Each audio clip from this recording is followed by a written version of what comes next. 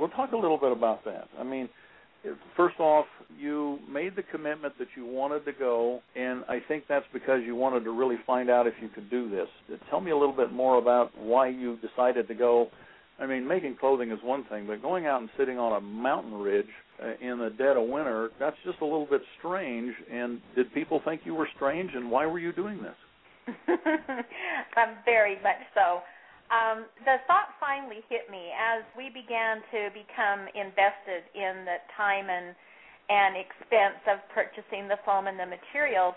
The idea finally hit me that even though here we think about, the possibility of an earthquake and being prepared for it, and I realized that I had, in all my scenarios that I had thought through and planned through, that I realized that it all had a summer background, that I would just go outside or, we'd be able to live outside and it would be nice and, and might be a little windier. But it never dawned on me that earthquake could happen in the middle of January, in the middle of the night, in the middle of a blizzard, until I started working on this. And that thought came to me so strong that what would I do if that were the case? I needed to know if this was going to work and how it works and if it was going to be something that I could survive. And so that was my main motivation for going to snow college. I didn't want to go. I still felt like I was going to be cold. I was going to be miserable.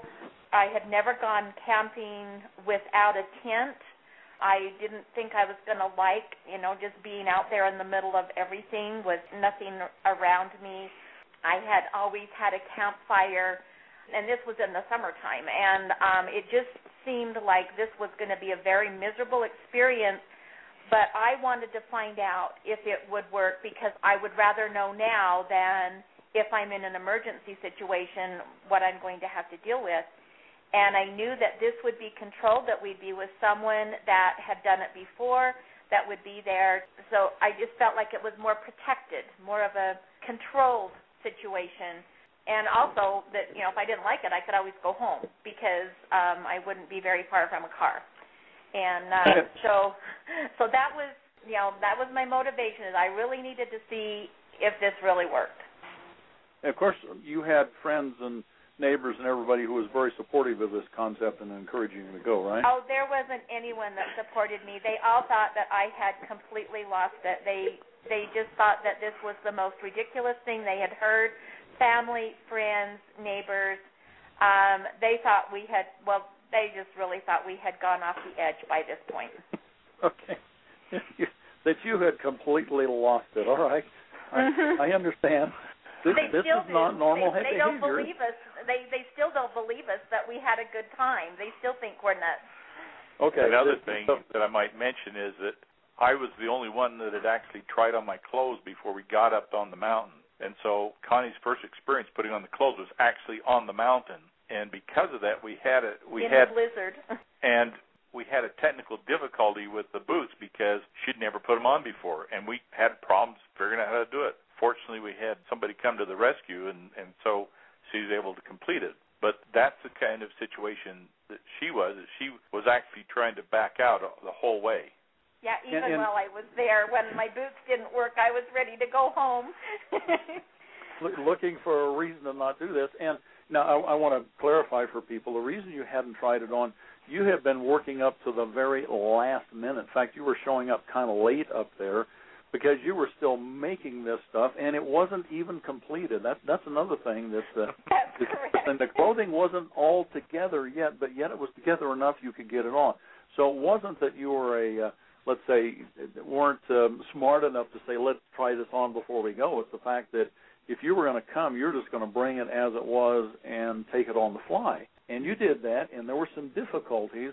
And they were significant, but as you said, it's controlled and you can always leave. And that's the way we want to start people out, is with a safety net, so to speak. I mean, we're going to go on the high trapeze, but by golly, we got a net down there because if something doesn't work or you fall, you're not going to get hurt. You're going to gain experience from it.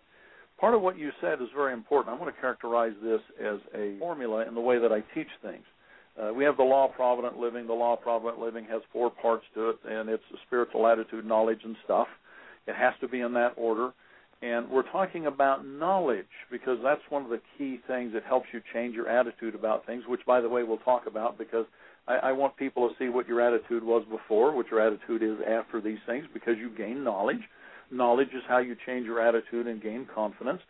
Knowledge is this. Knowledge, a very simple way of looking at it, is a little simple formula. K equals I times E. K, knowledge, equals information multiplied by experience.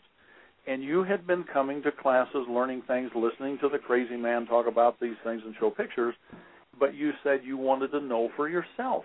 That's where you gain the experience, because when you gain the experience and it's with correct information, now you have knowledge, and when you have knowledge, your attitude changes. So you came up there on this first trip. Now, the first trip, we landed up there. Basically, it snowed all the first day and through the night. And so you're up there in this weird clothing without any previous experience going out snow camping. I mean, you had not snow camped once in your life. Is that right, Connie? That's correct. Okay. Now, Jim had done a little bit before, but here you are on this ridge in this snowstorm, and you're sitting out there in this thing, and you've had some difficulties along the way, but you have the right attitude because you stuck with it. That was critical. Now, how did that first trip go? What were you starting to think as you're out there, and when did the realization come to you that maybe this was not like you thought it would be? It was probably, I don't know, it was maybe 9:30 at night. The sun had been down for a while. It was still snowing. We were sitting there on snow blocks, sitting around just in the dark. There was a little bit, we had a Coleman lantern that was a little bit of light, but there was no fire. We had no fire. We were just sitting there in this snowstorm, and I just remember thinking, this is so amazing. I am sitting on top of this mountain in a snowstorm at night, and I am warm. I was not cold.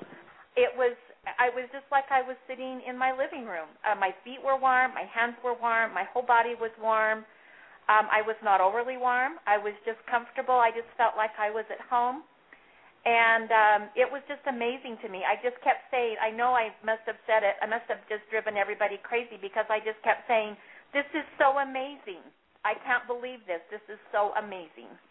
In fact, I remember one time you and Bonnie, we had a couple of ladies that were up there. There was, 8 of us, I think, in the Snow College, 8, 9 of us. And I remember at one time you and Bonnie were talking about this. Bonnie was another one of our ladies up there who had not snow camped before. And some of the conversation, as I just listened into it, it's kind of like, if I'll paraphrase it, it's kind of like you're talking together and you're saying, like, I don't understand what's wrong. I should be miserable, but I'm not. Something's wrong because the mental image is, and everybody's image of being on a mountain ridge in a snowstorm outside of a tent, no campfire. You're just sitting out there in your clothing without any shelter. What's wrong with this picture? I should be wet, cold, miserable. I don't understand. That's kind of how the conversation went from my listening. And is that correct? Would that be about the way you were thinking? That is exactly correct, yes. So after a few hours of being out there, you started to say, this is different than I thought, and as a matter of fact, I'm not miserable. Now, and how about you, Jim? What was going on in your thinking as you're coming up there and you're starting to experience these kinds of things? What was dawning on you? Well, I've had some experience with the other clothing, but that was the first time I'd actually worn the full PALS clothing, at least as much as it was. So I expected to be okay during the day. And I wasn't sure about night yet because I hadn't experienced that. And so I was not too concerned. In fact, I was motivating Connie to stick with it. She tried to bail, and I'd say, no, it's okay. We can work through this. Let's go. So, I was not too concerned. I'd been cold before. I've been in hypothermia before, and I thought, well, I'm not in hypothermia, so I'll probably be okay for a while. So you were feeling like you're okay for a while and you'd be okay during the day, but when did it dawn on you that you might actually be okay all the way through? Well, my body temperature stayed pretty much the same. In fact, we were getting ready to go to bed, and I was still saying, this is interesting. I wasn't getting colder. I thought, well, I may get a little bit colder. I'll still stay warm. And I also learned the value of water because I had not been drinking much water.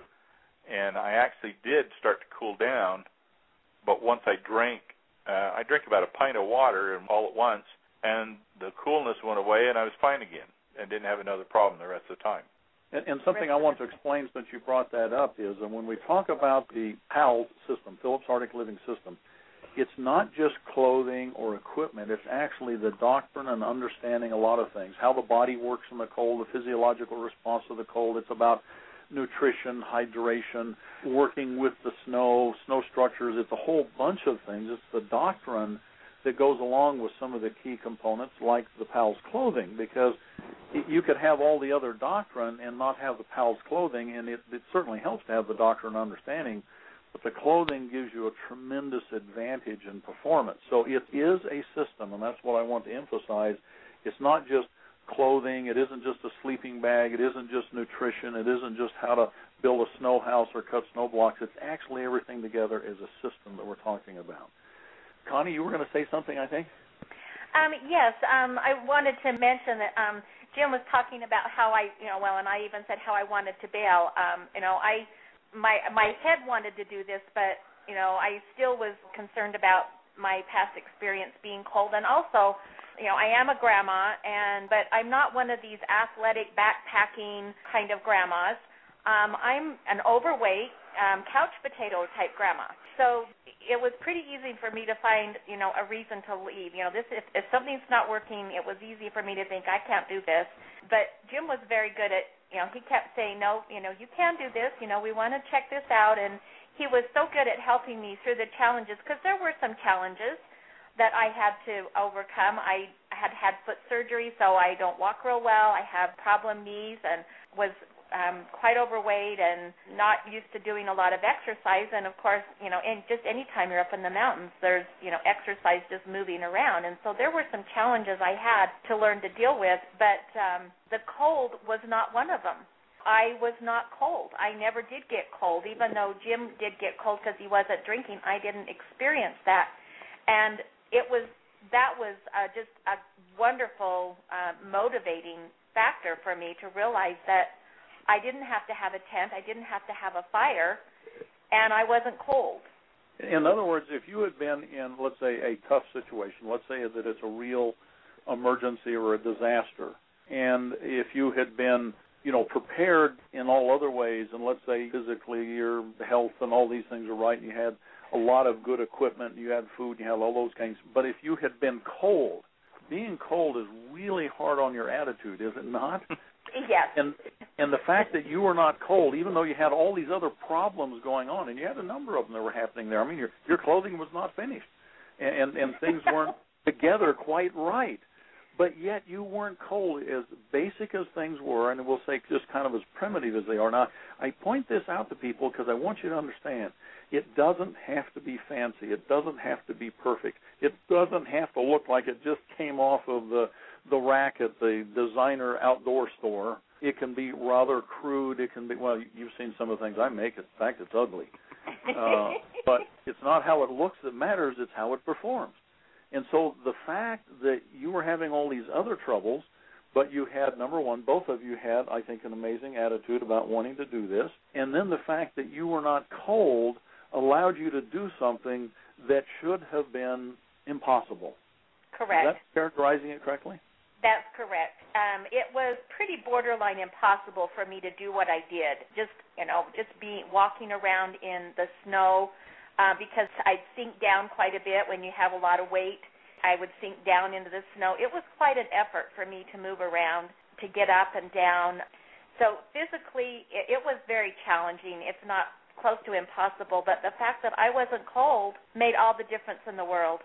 It made it so that I was willing to try.